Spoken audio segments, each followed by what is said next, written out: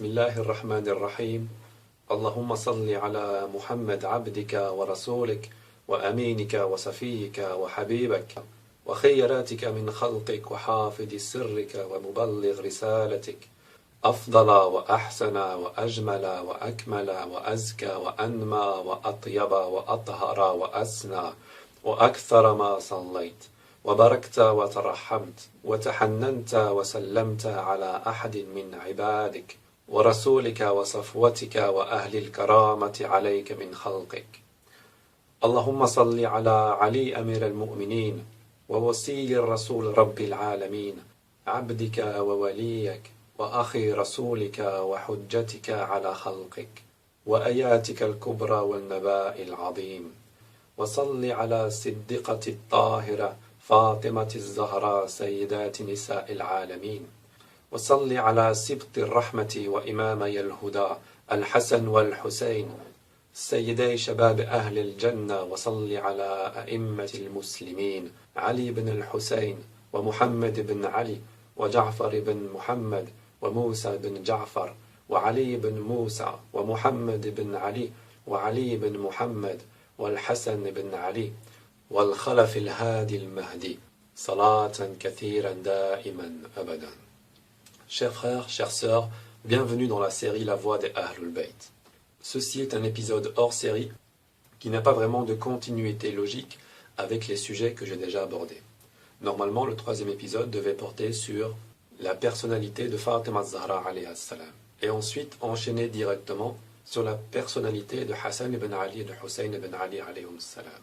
Dans cet épisode hors série, je vais donc traiter le sujet de la calamité du jeudi, qu'on peut aussi appeler le jeudi noir. C'est un sujet que j'ai brièvement abordé lors de la 5e partie du 2e épisode de La Voix des Ahlul Bayt, et vous pouvez, si vous le désirez, revisionner cette partie en cliquant juste ici. Avant de me lancer dans cette analyse, j'aimerais souligner quelque chose. En islam, en principe, si une critique est justifiée, elle est permise. Par contre, si la critique n'est pas justifiée, alors elle est interdite. Si je vous critique et que mes critiques sont fondées sur des preuves, ce que je fais est permis. Mais si je vous critique et que mes critiques ne sont fondées sur rien, alors j'ai péché. Cela ne me rend pas mécréant, ça me rend pécheur. Je ne deviens pas infidèle si j'avance des critiques qui ne sont pas fondées. Dans cette analyse, les critiques que je vais lancer sont toutes fondées, et je vous montrerai les preuves. Donc, il est inutile de me qualifier après ça de mécréant, ni même de pécheur, car elles sont toutes fondées. À la limite, si je vous donne une critique qui n'est pas fondée sur un texte, et je vous donnerai certainement quelques avis personnels, vous pouvez alors à ce moment-là dire que je suis en train de pécher. Mais vous ne pouvez pas dire que je suis un infidèle, même si ces critiques concernent les compagnons du prophète. Si vous pensez que critiquer les compagnons du prophète équivaut à infidélité, alors on peut dire que les compagnons du prophète étaient les premiers à être infidèles, puisqu'ils se critiquaient entre eux. Et ne faisaient pas que se critiquer entre eux, ils s'entretuaient parfois. Est-ce qu'on les a qualifiés pour autant d'infidèles? Non. Alors j'aimerais qu'on soit, de la même manière qu'on a été face à ses compagnons, indulgent par rapport à ma personne, lorsque je critiquerai quelqu'un et que ces critiques ne seront pas fondées. Mais je vous le dis, les critiques que je vais avancer dans cette vidéo sont toutes fondées, sauf une ou deux, et là je dirais que c'est mon avis personnel. La calamité du jeudi est donc un événement qui est très connu, très réputé, très répandu à travers les narrations et les textes de recueils de hadith, hadith dont je vais évidemment vous faire part dans quelques instants. Ce jeudi est considéré comme le jeudi le plus terrible de l'histoire de l'islam. C'est un jeudi où la vie du prophète sallallahu alayhi wa sallam était proche de son terme. Il était agonisant, malade sur son lit, entouré de plusieurs compagnons. Le prophète sallallahu alayhi wa sallam a demandé à ce qu'on lui apporte de quoi écrire, donc un support et sans doute une plume, afin que cet écrit, si nous le suivons, ne nous égarera plus jamais. Jusque-là, il n'y a pas de quoi en faire un jeudi noir. Ce qui rend ce jeudi plus sombre et plus triste est le fait qu'une personne présente dans l'assemblée autour du prophète sallallahu alayhi wa sallam a refusé de répondre à cet ordre. Le prophète sallallahu alayhi wa alayhi s'est alors fâché et a demandé à toute l'assemblée de sortir de la pièce dans laquelle il se trouvait. Vous vous doutez bien qu'il y a un couac quelque part. Donc, l'assemblée se divise en deux parties, les uns étant du côté du prophète et les autres étant du côté de la personne qui a refusé de répondre à son ordre. Les voix montent, les voix s'élèvent, et le prophète sallallahu alayhi wa sallam leur ordonne de sortir en criant, en levant la voix, malgré le fait qu'il soit malade et agonisant. Bien, je vais vous lire les textes dans lesquels nous pourrons retrouver cette narration. Pour commencer, dans le Sahih al-Bukhari, le tome numéro 2, au hadith numéro 3053.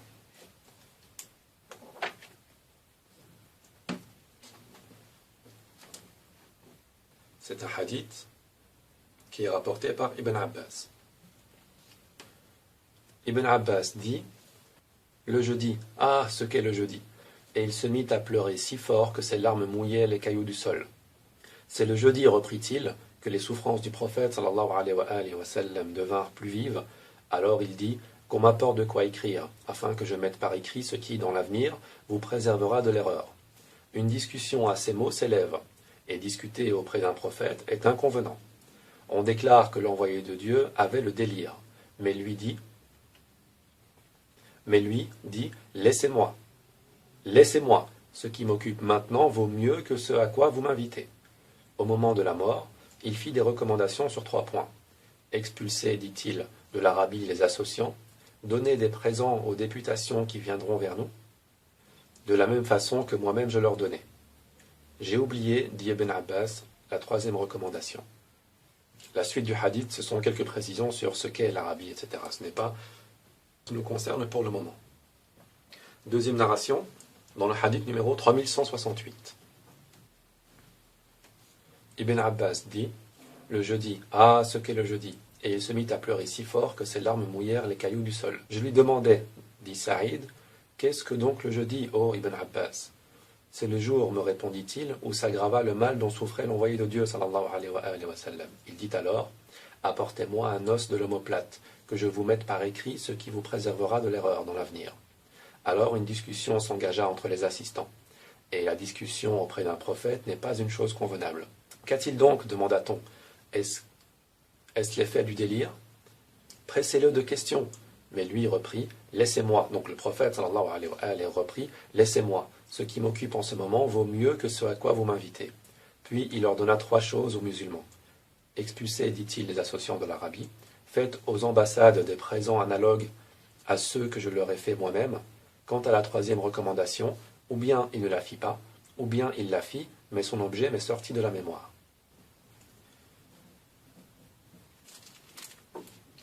Narration suivante dans le Sahih al-Bukhari toujours. Le tome numéro 3.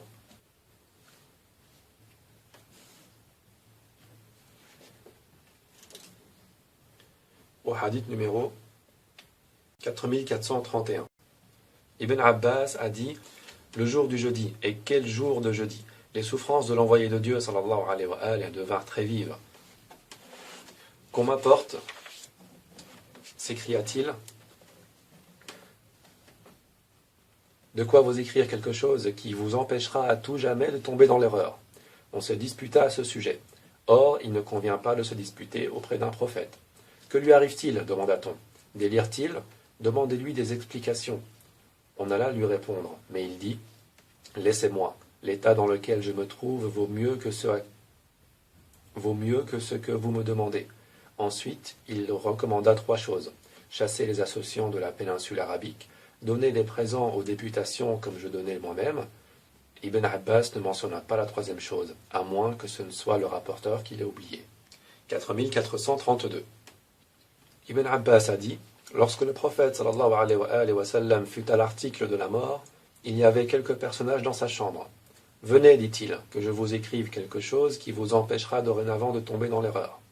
L'envoyé de Dieu sallallahu alayhi wa sallam est dominé par la souffrance, dit alors l'un d'eux. Vous avez le Coran, et le livre de Dieu nous suffit. Les gens de la maison furent d'avis différents, et discutèrent entre eux. Les uns disaient, donnez-lui de quoi vous écrire quelque chose qui vous empêchera dorénavant de tomber dans l'erreur. D'autres étaient d'un avis tout autre. Comme la futilité et la divergence grandissaient, l'envoyé de Dieu sallallahu alayhi wa alayhi, leur dit « Partez ». D'après Ubaydallah, qui rapporte ce hadith, Ibn Abbas disait « Quel malheur que cette discussion et cette dispute qui empêchèrent l'envoyé de Dieu sallallahu alayhi wa alayhi, d'écrire ce qu'il voulait écrire. » On peut donc constater que quelqu'un s'est clairement opposé à la volonté du prophète sallallahu alayhi wa alayhi. Qui est cette personne? Qui a osé faire cela? Imaginez-vous que vous êtes devant le prophète sallallahu alayhi wa alayhi et qui vous donne un ordre, qu'il est agonisant sur son lit et que cet ordre revêt de la plus grande importance puisqu'il vous dit que ça ne va plus jamais vous égarer. Quel sera votre état d'esprit? Mais précipitez-vous, donnez-lui de quoi écrire. Eh bien non. Quelqu'un a clairement refusé cet ordre-là. Quelqu'un a donc clairement, indirectement refusé que la communauté soit guidée à tout jamais, sans même s'égarer une seule fois. On voit bien ici que dans l'assemblée, il y avait deux camps. Ceux qui étaient avec la personne qui a refusé l'ordre du prophète, sallallahu alayhi wa alayhi, et ceux qui ont préféré, malgré tout, voir ce que le prophète, sallallahu alayhi wa alayhi, voulait écrire, et répondre à son appel. De quel groupe est-ce que vous auriez fait partie? Cette personne, et nous allons le voir dans le Sahih al-Bukhari, le volume numéro 1, au hadith numéro 114,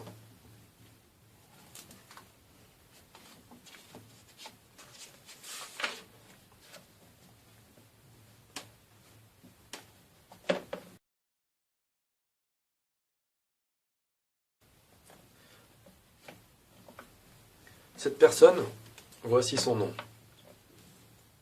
Ubaydallah ibn Abdallah rapporte qu'Ibn Abbas dit « Quand les souffrances du prophète sallallahu alayhi wa sallam devinrent plus vives, il s'écria « Qu'on m'apporte de quoi écrire, afin que je vous mette par écrit ce qui vous préservera de l'erreur après moi. » La douleur domine le prophète sallallahu alayhi wa sallam, dit alors Omar « Nous avons le livre de Dieu qui nous suffit. » Les avis à ce moment furent partagés et la discussion devint bruyante. « Retirez-vous, laissez-moi, reprit alors le prophète sallallahu alayhi wa sallam. Il ne convient pas qu'on se dispute en ma présence.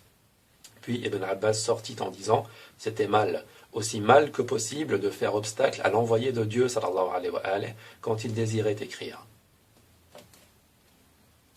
La personne concernée donc, la personne qui a osé venir s'interposer à l'injonction du prophète sallallahu alayhi wa sallam n'est autre que Omar. Omar ibn al-Khattab bien sûr. Ce n'est pas un autre Omar. Comment ça? Qu'est-ce que vous dites? Le deuxième calife a osé s'interposer au prophète sallallahu alayhi wa sallam? Oui, il l'a fait, c'est écrit. Comment? Pourquoi? Pour quelle raison? Nous allons le voir un peu plus loin. Avant de rentrer dans l'analyse profonde de ce hadith, de ces hadiths, nous allons continuer avec les narrations qui existent encore à ce propos, comme celle par exemple que nous pouvons trouver dans le Sahih Muslim, au hadith 4232.